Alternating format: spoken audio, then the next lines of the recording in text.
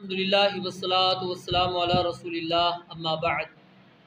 سنن ابن ماجہ ابواب النکاح عنوان نمبر 62 باب فی المرأۃ تؤذی زوجہا کہ جو عورت اپنے خاوند کو تنگ کرتی ہے۔ حدیث 2013 ابو امامہ رضی اللہ تعالیٰ عنہ سے روایت ہے کہ ایک خاتون نبی علیہ السلام کی خدمت میں حاضر ہوئی۔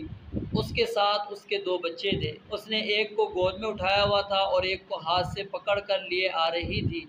تو نبی علیہ السلام نے یہ دیکھ کر فرمایا یہ عورتیں بچوں کو اٹھانے والی، جننے والی اور رحم کرنے والی ہوتی ہیں۔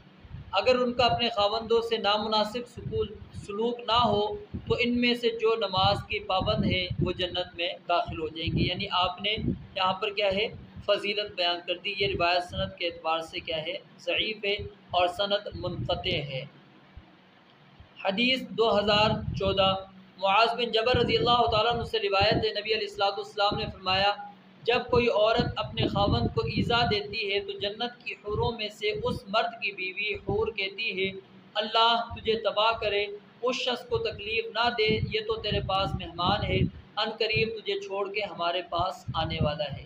تو یہاں پر یہ بات نبی علیہ السلام نے بیان فرما دی کہ کسی عورت کے لیے جائز نہیں ہے کہ وہ اپنے خاوند کو تنگ کرے، اور اگر وہ تنگ کرتی ہے تو پھر جنت کی جو حوریں ہیں اس سے ان کو پریشانی ہوتی ہے، اور پھر وہ اس کو کہتے ہیں کہ قاتل اللہ، اللہ تعالیٰ تجھے کیا ہے تباہ و برباد کرے، اس کے لیے یعنی بددعائیں کرتی ہیں۔ تو اس لیے شوہروں کو ایذا دینے سے اجتناب کرنا چاہیے، بچنا چاہیے۔